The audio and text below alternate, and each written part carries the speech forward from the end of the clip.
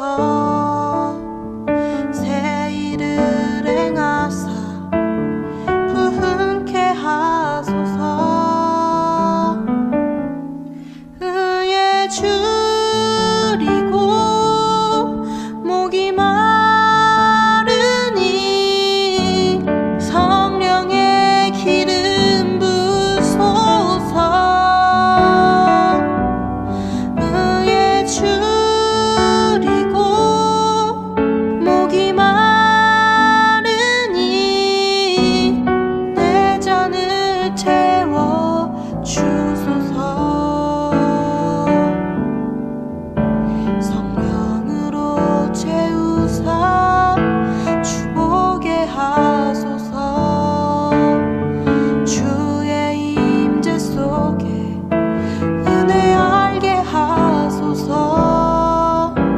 주 뜻대로 살아가리 세상 끝날까지. 나를 비추시고 새날 열어주소서. 의에 줄이고 목이 마르니 성령의 기름 부소서. 의에 줄이고 목이 마르니 내 잔을 채워 주소서. 의에 줄이고 목이 마르니 성령의 기름 부소서. 의에 줄이고 목이 마르니 내 잔을 채워 주소서. 내 잔을 채워 주소서.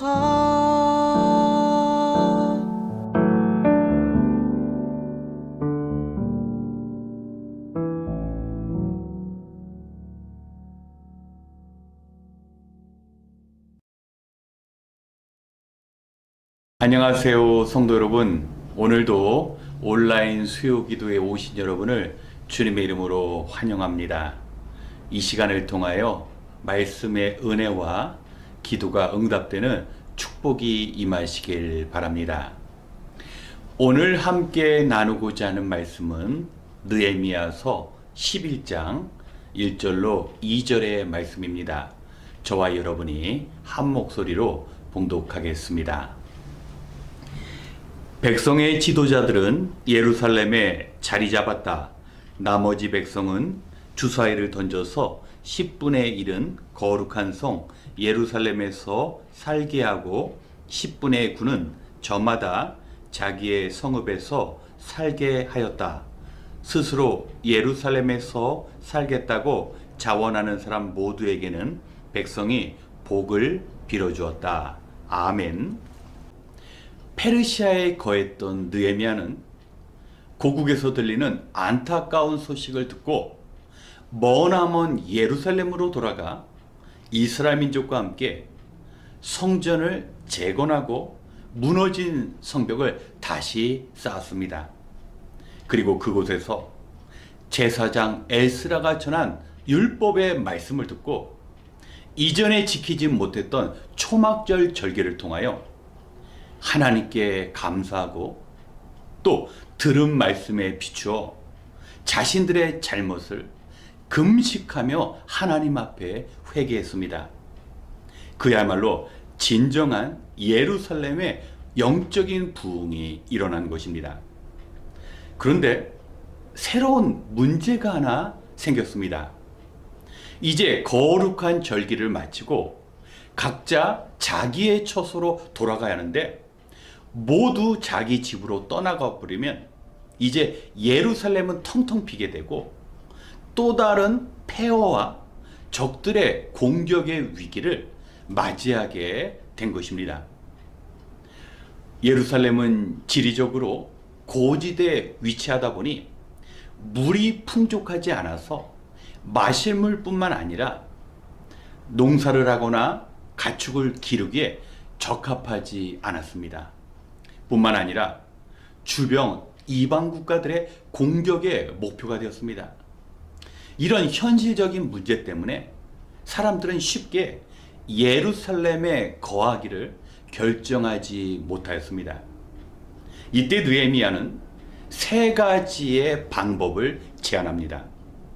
첫째, 지도자로 하여금 의무적으로 예루살렘에 거하게 하고, 두 번째는 제비 뽑기를 통해서 이스라엘 백성의 10분의 1을 강제적으로 예루살렘에 살게 하고, 또 마지막으로는 자원하는 마음을 가진 이로 하여금 예루살렘에 거주하게 만드는 것입니다.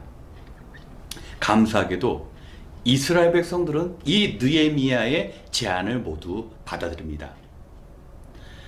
이스라엘의 제사장을 포함한 지도자들 약 1000명가량의 사람들이 먼저 예루살렘에 머물었습니다. 예루살렘에 거한 사람들이 전체 3044명인데 이 중에 3분의 1에 해당하는 지도자들이 먼저 본을 보인 것입니다. 여기에서 우리는 교회의 지도자들이 지켜야 할 의무와 자격에 대해 알 수 있습니다. 누가 교회의 리더가 되어야 합니까? 바로 성도님들이 쉽게 할 수 없는 굳은 일, 힘든 일들을 자원해서 하는 사람이 리더이고, 그러한 사람을 우리는 리더로 선출해야 합니다.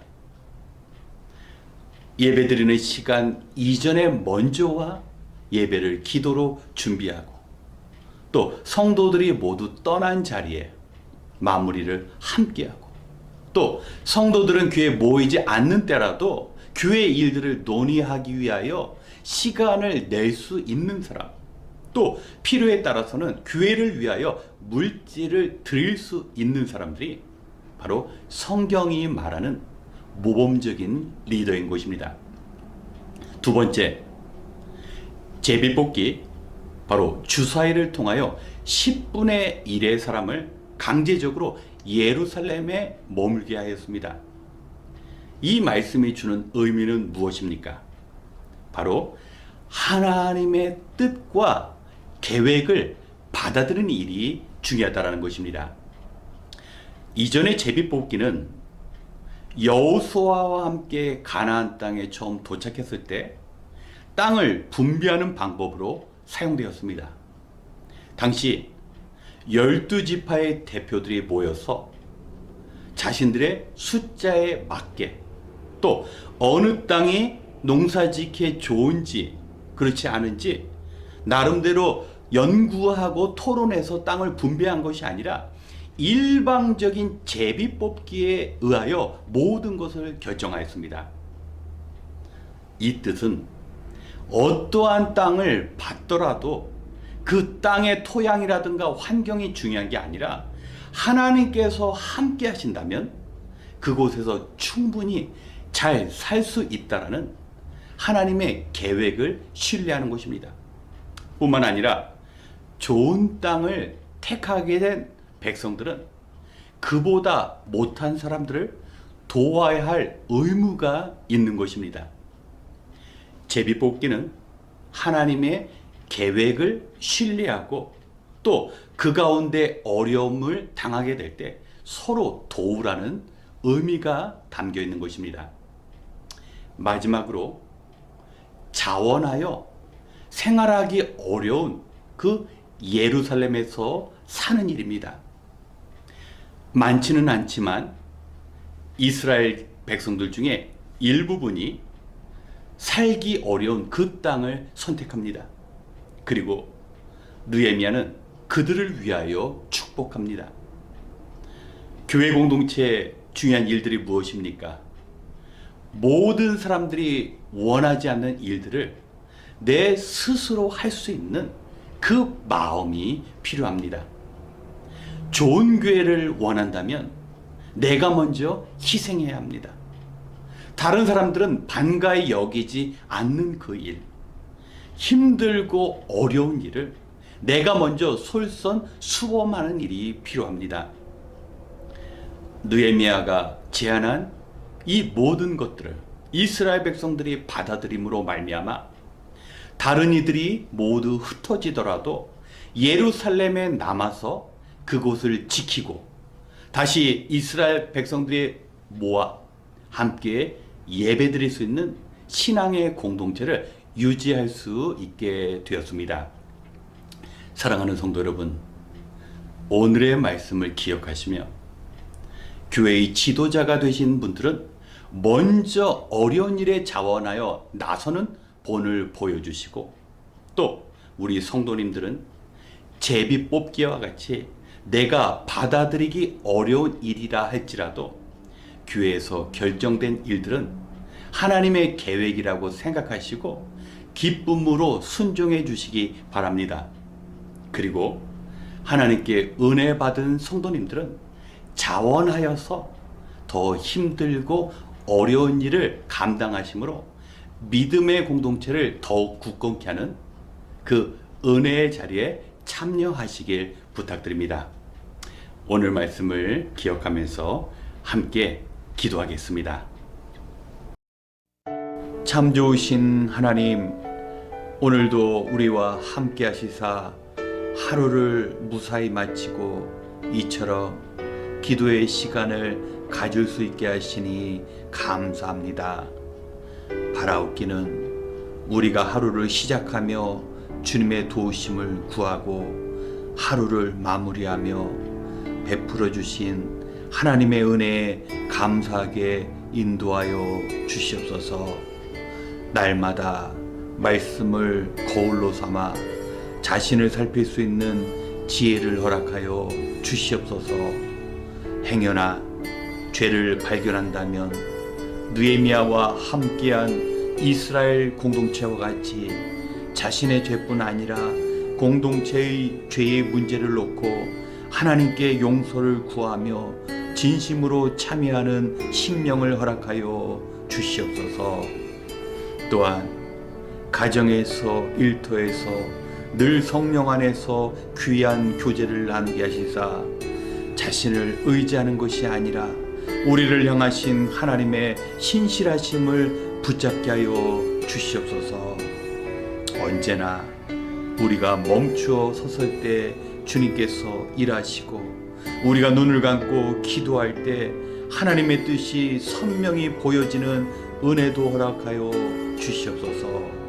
한 마음 한 뜻으로 기도할 때 우리의 창조주가 되시는 하나님의 뜻을 이루어가는 복된 인생 되게 도와주시옵소서.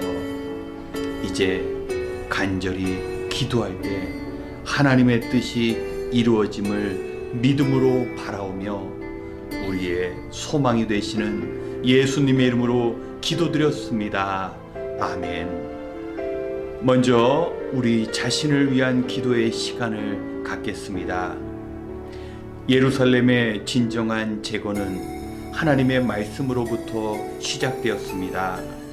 하나님의 말씀이 우리의 마음속 깊이 들어올 때 우리가 변화되고 우리가 하나님의 뜻을 이루어갈 수 있습니다.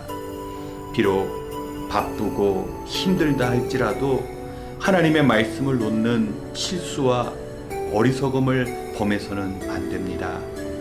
세상의 지식과 지혜는 마치 우리를 성공으로 인도하는 것처럼 보이지만 결국은 우리가 세상에 묶이게 되는 비참한 노예의 삶을 살게 합니다. 살아계신 하나님의 말씀만이 우리를 진리로 이끌며 우리를 기도의 자리로 인도할 수 있습니다.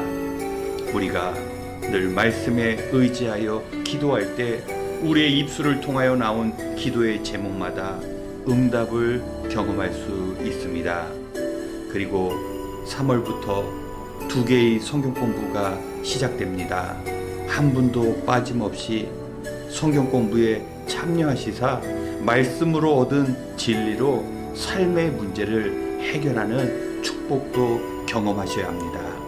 이 시간 말씀으로 진정한 변화를 체험하는 삶을 살아갈 수 있도록 함께 기도하겠습니다.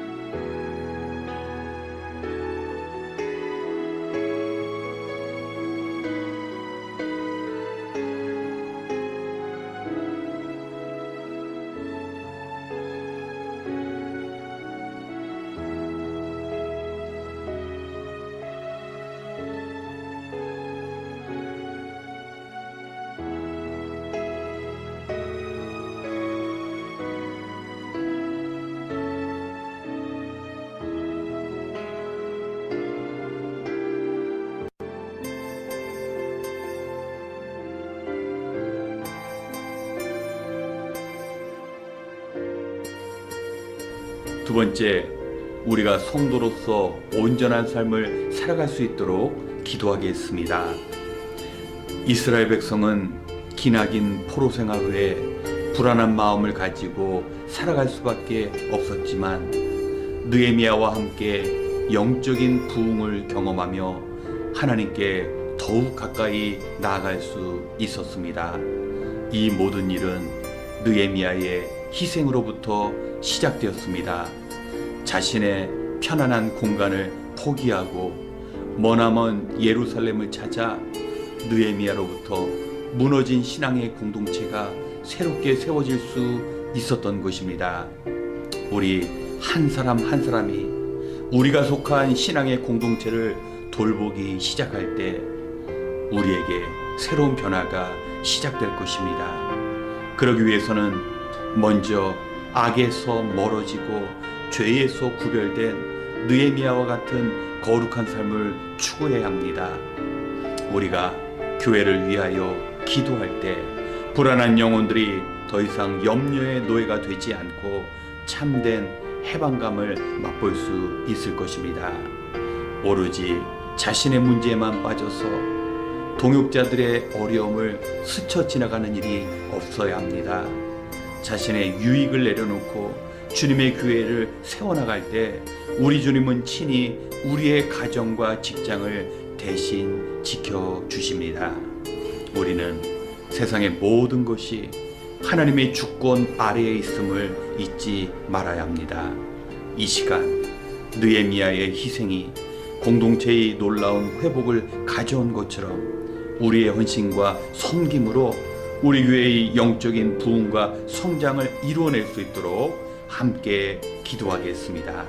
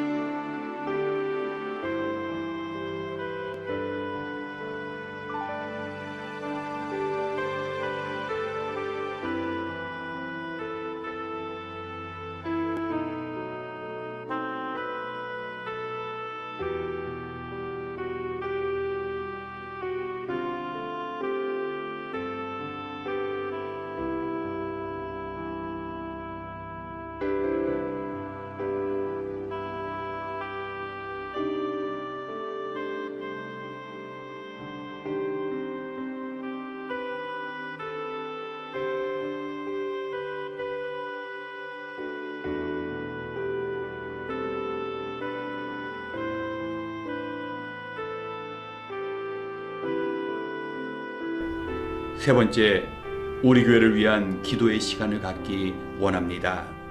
2022년이 시작되고 우리 교회 안에 많은 변화가 보이기 시작합니다. 대면 예배가 시작되고 예배의 순서가 바뀌고 교회를 섬기는 새로운 실행위원들이 세워졌습니다. 주일학교 아이들을 위한 헌신적인 섬김이 우리 아이들의 성장을 가져오고 있습니다. 또 피곤한 봄이지만 성도님과 교회를 위하여 간곡히 기도하는 중보기도의 자리가 뜨거워지고 있습니다. 성도의 교제와 교회의 부흥을 위하여 물질로 그리고 봉사로 수고하시는 분도 많아지고 있습니다. 하나님께서 지켜보시고 기뻐하실 줄 믿습니다. 먼저 그의 나라와 의를 구하는 우리 성도님들의 모습 속에서 하나님께서 우리 성도님들의 삶을 축복하실 것입니다. 행여나 이러한 새로운 변화의 마음들이 원수마귀 사단의 시험에 빠지지 않고 믿음의 공동체를 세워나가는 일에 어려움이 없도록 이 시간 함께 기도하겠습니다.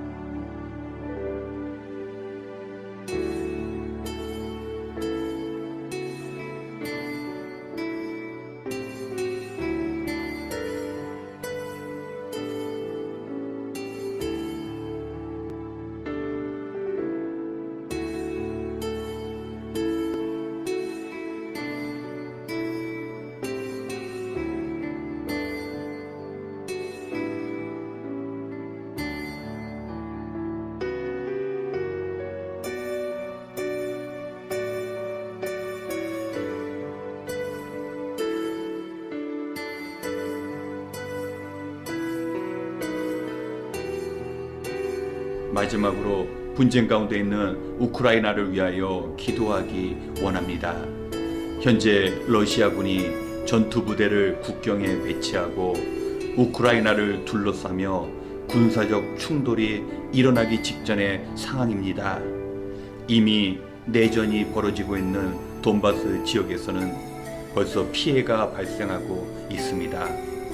우크라이나의 국민들은 현재 전쟁의 공포와 두려움에 떨고 있을 것입니다. 전쟁은 어떠한 이유와 목적이 있더라도 피해야 합니다. 우리는 이전에 전쟁으로 인한 아픔을 이미 겪었습니다. 전쟁은 수많은 사람들이 목숨을 잃고 그동안 이룬 모든 노력의 결과물들을 파괴할 것입니다. 이러한 비극이 일어나지 않도록 우리가 기도해야 합니다.